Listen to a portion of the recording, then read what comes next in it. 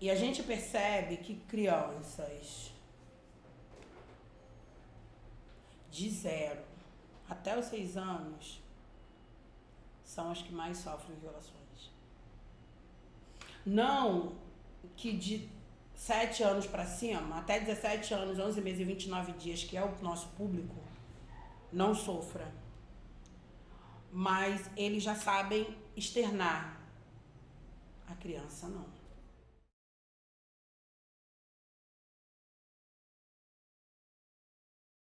Como você vai identificar uma violação de direito em um bebê? Em uma criança de 1 aninho, de 2 aninhos, que não entende que aquela violência que ela sofreu é uma violência. Porque o adulto tem esse entendimento. Então o adulto passa para a criança que ele está cuidando. Sabe? Ele, num banho ele viola, mas ele está dando só um banho. Então isso é muito delicado. E até como a gente vai tratar essa criança, e aí já não é mais o conselho. Aí o conselho, ele aplica aquela primeira medida e aí a gente encaminha para a rede, né? A gente tem a rede nossa, que é uma rede fortalecida, que é a DECAV, que é a Delegacia da Criança e Adolescente Vítima. A gente tem o NACA, que é um núcleo de atendimento à criança e adolescente vítima de abuso sexual. A gente tem várias vertentes dentro do sistema de garantia de direito para que, de fato, a gente garanta aquele direito sem revitimizar a criança ou adolescente. Qual é a razão do trabalho da Vara de Infância e Juventude? A gente trabalha no sentido da proteção da criança e do adolescente. Então, a gente tem uma lei especial, que é o Estatuto da Criança e Adolescente, que é uma lei vigente desde 1990, e a gente tem várias situações que podem ensejar a chegada dessa criança e do adolescente aqui na Vara. Nós temos algumas situações que vão depois se desdobrar num processo de destituição de poder familiar. Então, como é que isso acontece? A gente tem alguma denúncia, seja ela vinda, proveniente do Ministério Público, seja através do Conselho Tutelar, e aí a partir dessa denúncia você pode ter tanto um acompanhamento da criança na família, no interior da família, como também um acompanhamento da criança já institucionalizada ou acolhida em uma família acolhedora. Então, a criança, no momento lá mais avançado, né, do acompanhamento familiar, você pode perceber que as dinâmicas são dinâmicas muito graves que estão acontecendo com aquela criança, e aí ela pode ser afastada daquele convívio por um período que tem que ser provisório, temporário, que é assim que a lei dita. Para que essa família possa retomar a responsabilidade parental, né, ou familiar, pode não necessariamente ser a família nuclear que vai assumir a responsabilidade por aquela criança, ela tem que ser acompanhada pela rede. Então, a lei também dita isso, que a gente tenha uma série de recursos que sejam integrados no sistema de garantia de direito. Então, atendimento médico, se for o caso, atendimento psicológico, atendimento para drogadição, para a questão da dependência alcoólica. Você tem várias formas de atendimento que podem ser desenvolvidas na área de saúde. Você tem também um trabalho que pode ser desenvolvido pela assistência social, nas dinâmicas, nas situações de vulnerabilidade social e econômica, pela Secretaria de Habitação, na hipótese de você não ter uma casa em que as pessoas morem, pela Secretaria de Trabalho, pela Secretaria de Educação, na situação da criança estar fora do colégio, enfim, fora da rede escolar, e da família também precisar de profissionalização ou de algum tipo de aquisição de desempenho escolar, de qualificação escolar. Então, você tem toda uma rede de proteção que tem que funcionar integrada e de forma articulada. Então, por isso que a gente fala de um sistema de garantia de direitos. A maioria dos casos chega pelo Conselho Tutelar, né? Pela vara de família, de infância e adolescência. A gente recebe também muitos pacientes que estão em abrigos, em situação de abrigamento, então o abrigo também encaminha diversos profissionais da rede como um todo de saúde, né? Mas principalmente do Conselho Tutelar e dos abrigos, né? Porque Por exemplo, o NAVE, ele não é um serviço de porta aberta. A gente até recebe demanda espontânea que possa eventualmente procurar o projeto. A gente trabalha muito nessa dimensão que a Mariana está falando, articulado com a rede, em função da complexidade que esses casos exigem, né? Então, esses casos chegam nos conselhos tutelares, chegam na justiça, defensoria, promotoria, estão no abrigo e é avaliada a necessidade de um acompanhamento, de um tratamento, né, de um espaço de fala dessas crianças e adolescentes, e aí essas instituições, né, que são instituições de garantia de direito da criança e do adolescente, encaminham para o NAVE. Né? Nesse último projeto, o setor que mais encaminhou foi a assistência social, e acho que a gente avalia que teve relação com os abrigos, um estreitamento com os abrigos no Rio e em Nova Iguaçu, e uma outra instituição que que fazia muitos encaminhamentos era a escola. Quando você atua diretamente com criança, principalmente criança pequena, você fica muito aflito, né? Quando você vê mudança de comportamento assim muito brusca. Então, uma criança às vezes que é muito carinhosa começa a ficar mais arredia ou mais violenta, começa a falar coisas que antes ela não falava. Então, a gente já fica mais esperto nesse sentido. Muitas vezes a criança também demonstra o que está acontecendo com o desenho. O desenho é muito importante. Levar para a esfera da brincadeira, elas acabam trazendo muitas coisas na brincadeira também, no lúdico. Na sua maioria, as crianças iniciam um processo de depressão, elas se sentem abandonadas. A gente já teve casos aqui de, infelizmente, a genitora da criança ter questões psicológicas, a gente ter que apresentar ao MP e à vara da infância, sugerir uma perda de poder familiar, porque a genitora colocava a vida da criança em risco e isso foi concedido. Quem sofreu foi a criança. Então, a criança perdeu o ânimo de ir para a escola, perdeu o ânimo de brincar, que é um direito constituído a ela, sabe? Ela não se sentia mais pertencente àquele lugar, porque ela sabia que quando ela saísse da escola, ela ia voltar para casa e a mãe não ia estar lá.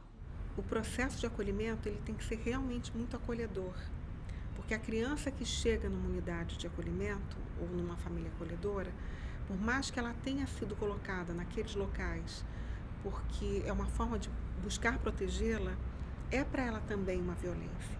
É também para ela muito difícil essa chegada até a unidade.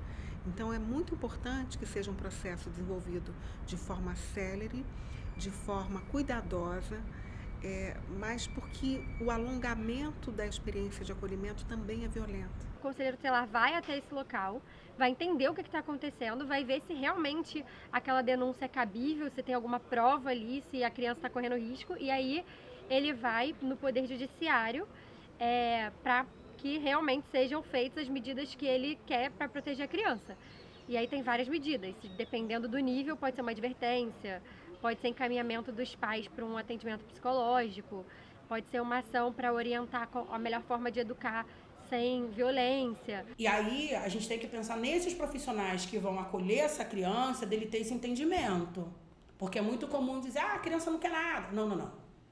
Você tem noção que a pessoa que te pariu, que te criou, não vai estar mais com você, você vai crescer dentro de um outro núcleo familiar. É muito difícil. Para um adulto é difícil. E aí eu acho que a rede precisa pensar em como você vai acolher essa criança para que ela não tenha esse rendimento escolar, mas para além do rendimento escolar, precisa se pensar no rendimento psicológico. Você está formando um cidadão. Você está formando um ser pensante que vai ter os valores dele ali, que já tem alguns, e que outros vão se formar a partir de uma destituição do poder familiar. Porque a possibilidade da gente ouvir, que eu acho que que era um ponto que a gente até trouxe, essa ambiguidade que aparece às vezes no discurso do sujeito, né, que atravessa uma situação de violência, mas a gente está falando de uma violência que é cometida por alguém que tem um laço com essa criança. Uhum. Então, às vezes aparecem situações muito graves, e às vezes isso, de abuso sexual, mas que aquela criança, ao mesmo tempo tem essa dimensão da violência, mas tem que foi um avô que para ela estava fazendo um carinho. E como que a gente escuta isso?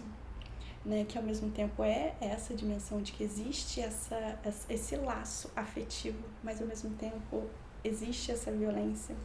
Então, é um trabalho que a gente lida com esse material.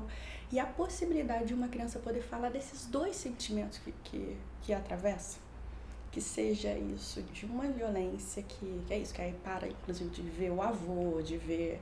E aí sente saudade e, ao mesmo tempo, né, tem uma situação de violência colocada. A gente suportar ouvir que tem essas duas coisas colocadas para aquele sujeito, assim, eu acho que é um dos grandes desafios para quem trabalha com situações de violência doméstica, porque é diferente de uma violência que você não conhece, né? Então só tem talvez esse certo horror que pode dar. A violência doméstica tem essa dimensão do laço. E aí, quando a gente identifica, a gente precisa atuar, ou o violador foi preso, ou teve uma medida de proteção de afastamento que hoje, graças a Deus, através da Henri Borel, a gente consegue efetivamente proteger as nossas crianças, aí entra um outro trabalho de você passar para aquela criança que o que ela sofreu foi uma violência e aquele violador estava errado. Mas você não pode demonizar. Você só tem que falar para ele de garantia de direito. Eu já fiz palestras para criança pequena, a gente teve que usar toda uma linguagem própria. E aí a gente tem meios pedagógicos para a gente levar o assunto sem o peso do assunto para uma criança. Porque a criança vive o lúdico, né? A criança é paz, amor e bagunça o tempo todo. Então, você entrar num assunto pesado desse jeito, para a criança, é muito delicado.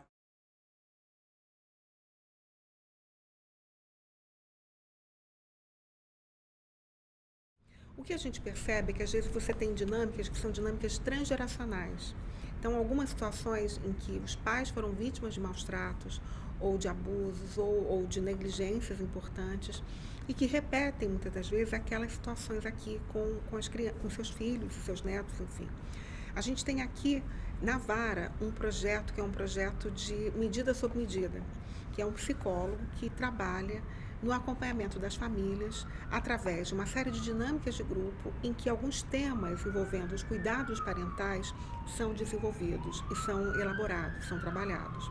Essa é uma forma da gente estar podendo ajudar, né, nesse processo de reavaliação. A gente tem algumas pesquisas que falam de abuso sexual e que falam também dessa transgeracionalidade do abuso e falam de compulsões sexuais, em que essas pessoas que têm a compulsão sexual, elas precisam de algum tipo de anteparo e de presença de um terceiro que cerceie e de um trabalho que é desenvolvido, um trabalho terapêutico. Em outros lugares do mundo, a gente tem esse trabalho que é bem desenvolvido e que as pessoas conseguem realmente mudar a forma como agiram, né? Então, assim, às vezes eu acho que a gente não tem, às vezes, políticas muito efetivas, muito profundas e de qualidade nos vários âmbitos que nós deveríamos ter. A perda do poder familiar é em casos muito graves, que realmente estão ali infringindo a segurança da criança, a proteção dela, que a família está sendo relapsa, não quer a criança ali, às vezes quer mesmo botar para adoção, então são casos mais extremos mesmo, que a criança está correndo risco de vida. A perda do poder familiar é a última instância, então é muito difícil isso acontecer realmente. Sempre vai tentar tomar medidas para que tenha uma reintegração dessa criança, desse adolescente na família de origem. Desse menininho que eu estava falando, eu acho que foi super impactante para quem estava acompanhando, porque essa mãe, depois de 3 anos ele abrigado, e já tinha acontecido, né, a destituição, ela reaparece e aí, né, ela vai num processo de pedir autorização para voltar a visitar. Ela volta a visitar, né, e foi muito forte, que ela começou a entrar, eu estava atendendo, ela foi entrando nos atendimentos, teve alguma coisa ali do laço que foi se atando com o filho.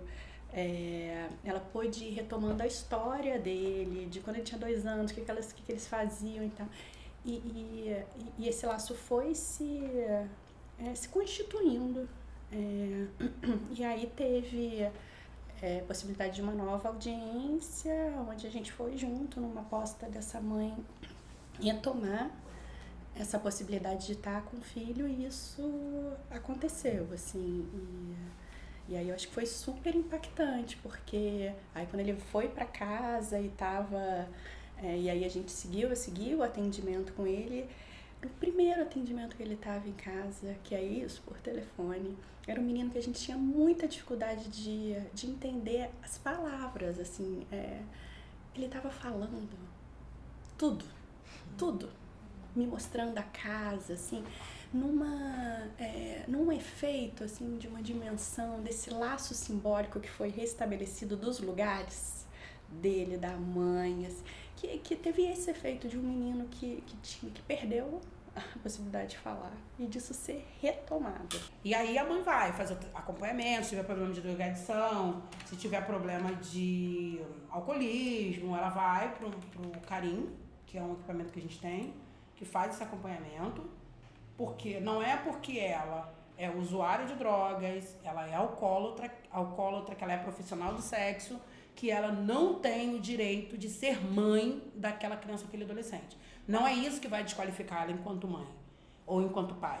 O que vai fazer com que eles percam esse poder é quando eles colocam essas crianças em risco eminente. Aí não tem como mesmo, entendeu?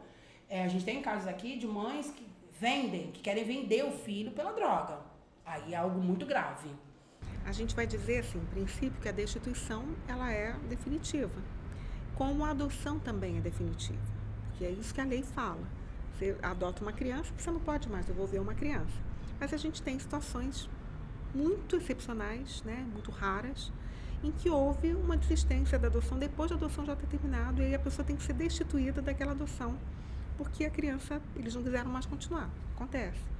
E já existiram situações muito raras também, em que um pai destituído, a criança chegou à maioridade, ou enfim, não foi adotada, ou então ela foi devolvida, e já aconteceu isso. E aí, aliás, tem um processo tramitando aqui, que é um processo que veio de São Paulo,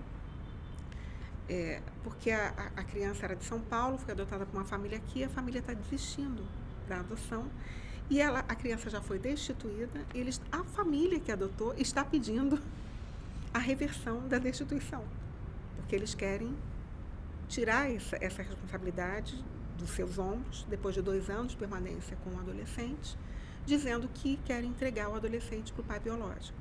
Então, assim, são situações muito raras, muito pontuais, mas, como a gente está falando que o direito não é uma ciência exata, podem existir, sim. A gente tem uma atuação muito grande dentro dos territórios de comunidades aqui na Grande Tijuca, né? A gente tem 37 comunidades aqui. E aí, como você lida com situações dentro desses territórios? Porque eu falo o seguinte, eu garanto o direito de criança e adolescente, não me importa onde estão. A mesma lei que funciona na rua, ela vai funcionar dentro das favelas. Precisa funcionar. E aí, geralmente, quando há questões de violação, quando há questão de destituição do poder familiar dentro da favela, eles querem saber o porquê. Muitas das vezes não é nem por questões de abuso sexual, é por alguma outra situação que aquela criança, aquele adolescente está em risco e ficou-se entendido que aquele núcleo familiar não tem condições mais de cuidar daquela criança ou daquele adolescente. Vamos ver alguém, pode ser alguém da família, em primeiro momento sempre busca alguém da família com quem aquela criança tem vínculo, para que o dano não seja tão grande quanto você tira desse núcleo e coloca numa pessoa que a criança nunca viu. E aí, geralmente, o próprio território quer agir por si. E aí a gente precisa ter um diálogo para eles entenderem que a lei precisa ser cumprida. Essa pessoa, ela precisa ser punida à luz da lei, até para que a criança e o adolescente tenham o entendimento que a justiça foi feita. A vara de infância, ela é uma vara que fala dessa questão da proteção da criança, mas na história você já teve uma intervenção que era muito voltada a uma determinada parte da infância brasileira, que eram as crianças mais pobres, que eram as crianças mais pauperizadas. Então, assim, quando a gente vai olhar para a história das políticas relacionadas direcionadas, nas políticas dirigidas às crianças no Brasil, a gente vai ver que são entendimentos muito diferentes que a gente teve nos antigos juizados de menores e das varas de família. E hoje em dia também. Porque às vezes você tem uma situação de violência sexual lá na vara de família que não tem a destituição de poder familiar, mas que você tem um tratamento dessa família, do agressor. E aqui na vara de infância você tem uma destituição de poder familiar. E aí qual é a diferença? A diferença às vezes é que você não tem tanto recurso às vezes para pensar no tratamento. Estou aqui criando uma problematização mesmo. Porque assim, o que é tão gravoso que acaba produzindo um tipo de intervenção em determinado local, com determinada família, proveniente de determinado meio social, e que não é tão gravoso para ter aquele mesmo tipo de intervenção, aquele mesmo tipo de lógica com determinada outra família, de outro meio social. Antes do poder público, tem a própria sociedade.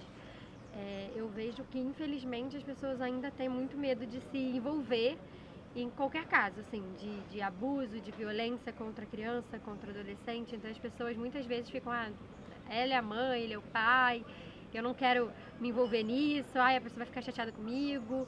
E enquanto um todo não entender que a proteção da criança e do adolescente é dever de todo mundo, as coisas não vão mudar.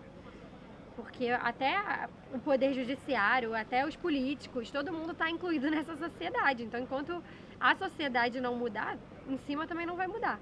Então, enquanto a gente não entender que a gente não pode deixar e que não é normal um responsável sair puxando uma criança pelo braço no meio de um espaço público e gritando e falando, você tem que me obedecer, vem aqui agora, e dar um tapa ali na frente de todo mundo. Enquanto a gente não entender que a gente precisa sim se envolver e falar, olha gente, não é assim que funciona, isso está na lei, você não pode educar uma criança assim.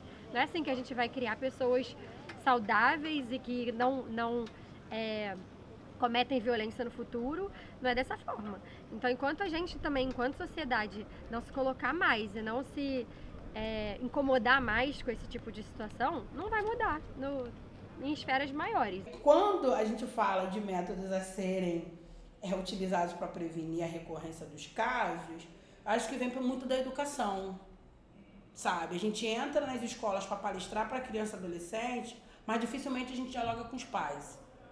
A gente só vai dialogar com os pais quando eles são notificados para vir ao conselho. Ou receber uma advertência, ou passar por um atendimento. Mas você não fala sobre para os pais. Quando a gente vai para uma reunião com a equipe pedagógica da escola, e é uma reunião com os pais, que aí a gente começa a falar de violação de direito, na sua maioria eles falam, mas eu passei isso por criança, eu nunca morri. Mas a minha mãe me batia, nunca teve conselho tutelar. Realmente, eu também. Só que, graças a Deus, com a criação do Estatuto da Criança e Adolescente, isso acabou. Nenhuma criança precisa ser criada num ambiente conflituoso, debaixo de um chicote. Eu acho que você, para formar cidadãos conscientes, você tem que acolher, você tem que trazer para perto. A gente percebe, né, os desdobramentos quando isso acontece, né, quando a criança consegue ter um lugar, quando ela consegue ser ouvida. E aí, a possibilidade de, assim, dessa maneira, chegar num atendimento que faz toda a diferença para quem sofreu algum tipo de violência, poder falar, poder tratar do que aconteceu. O que eu vejo, assim, pelo Estatuto da Criança e do Adolescente são os casos que eu fico mais preocupada, que são os de violência contra a criança em forma de castigo, assim, para educar. Esses eu fico preocupada, assim, de como instruir a família que essa não é a maneira correta, porque, infelizmente, a maioria dos pais, hoje em dia, assim, eu vejo muitos que acreditam que essa é a forma de educar, porque foi educada assim. Eu sei, como pedagoga, o quanto é importante você educar sem violência, respeitando a criança, porque ela só vai aprender a respeitar sendo respeitada. Mas, ao mesmo tempo, eu fico com essa insegurança, assim, de ver que a própria sociedade ainda não entende direito que não é batendo e não é gritando, não é humilhando que se educa. Nós tivemos agora, essa semana, uma situação que foi uma situação de violência estrutural, que nós tivemos acesso eu não vou dizer de onde foi, mas de uma família que adotou 3 crianças aqui, e a mãe e o pai se separaram recentemente, há alguns meses. E os pais se separaram justamente porque o pai estava agindo de uma forma muito agressiva com o filho mais novo, com o filho mais velho. E aí, algumas semanas atrás, o pai foi chamado e agrediu novamente o filho mais velho quando a mãe não estava. A mãe foi a uma delegacia de polícia. E aí o policial disse para ela que não ia fazer a queixa, porque aquela violência que ela estava narrando era uma prática educativa. pedagógica do pai, que tentou enforcar o filho mais velho. Porque se ele registrasse aquela violência, ele estaria impedindo que os pais fossem pais. E que ele não podia fazer isso. Então, essa informação que nós tivemos acesso é uma informação muito grave. Nós tivemos contato com a rede, o Sistema de Garantias de Direito, não apenas dos direitos, né, das crianças, mas também dos direitos das mulheres. E aí a gente conseguiu pensar em algumas estratégias, inclusive a capacitação desses policiais, porque é preciso mudar isso. Então, assim, o que eu estou dizendo é que às vezes a gente tem uma dinâmica de violência que é uma dinâmica muito mais generalizada do que a gente imagina, e a gente tem um olhar muito maniqueísta, de dizer assim, a gente aponta o dedo e diz, aquela pessoa ali é uma tragédia, aquela pessoa tem que ser expurgada da face da terra. E não, é uma dinâmica que é uma dinâmica coletiva maior. E nós, enquanto sociedade, temos que mudar. E temos que desenvolver estratégias para a gente se tornar uma sociedade melhor, uma sociedade mais inclusiva, uma sociedade mais justa, uma sociedade que olhe com respeito para qualquer um. A criança não tem entendimento do adulto, então ela não sabe externar o que está acontecendo com ela. E aí, eu acho que falta o entendimento da sociedade buscar saber mais que existe um órgão, né, que foi criado para garantir direito à vida, garantir direito à saúde, garantir direito à educação, garantir o direito à convivência familiar e comunitária. E aí as pessoas não sabem disso, sabe? A gente tem casos aqui muito comum, tá? Mas... E aí o que eu vou falar é meio complicado, mas eu não tenho como não falar isso. Mas tem um grupinho de menores no shopping. Dá para o Conselho Tutelar vir aqui? Tá, mas o que eles estão fazendo no shopping? Eu já começo a brigar logo, porque para mim não são menores, eles são adolescentes.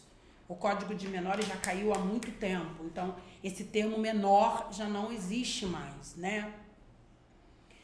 E aí, quando eu tenho o mesmo grupinho de adolescentes no shopping, eles ligam, conselheira, tem alguns adolescentes aqui no shopping, você pode vir? E aí você vai até o local para identificar quem são esses menores e quem são esses adolescentes, você tem uma questão de cor.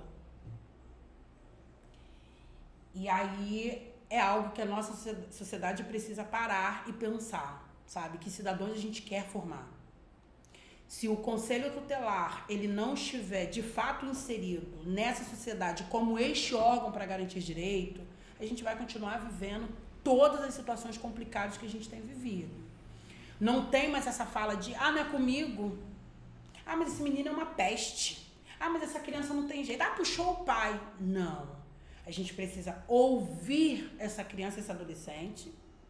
A gente precisa entender o quanto adultos a gente pode auxiliá-los na formação de caráter e de ser humano que a gente quer. A sociedade pode desenvolver uma coisa que o Nelson Rodrigues dizia. O Nelson Rodrigues dizia que ele falava assim, eu preciso me espantar com a máxima urgência, porque o que me assusta é a falta de espanto. Então, assim, às vezes a gente não se espanta enquanto sociedade. A gente passa por situações que são espantosas e a gente não se espanta. A gente convive com situações de crianças que ficam nas ruas, a gente convive com situações de crianças que ficam em situações que são deploráveis do ponto de vista humano, e a gente acha que é normal. A gente fecha o carro, blinda o carro para não ver a criança de 4 anos, de 5 anos, que está na rua às vezes sozinha, que está vendendo bala, ou a gente compra a bala dessa criança de 5 anos, e aí faz com que essa criança volte para casa e se torne um esteio da família. A família cada vez mais coloca essa criança na rua para poder ser utilizada como forma de sustento da família. E a gente não se espanta, a gente não problematiza da forma que deveria acontecer as situações que são graves que a gente vive enquanto sociedade. Então, a gente vive uma enorme desigualdade social, a gente vive uma enorme... acho que um enorme apagamento das dores alheias. A gente está num momento muito narcísico socialmente. Então, o que me incomoda é importante. Aquilo que não me incomoda é uma dor a menos. a gente precisa se espantar enquanto sociedade. A gente tem que se implicar mais e entender que todos nós somos corresponsáveis por tornar esse mundo um mundo melhor.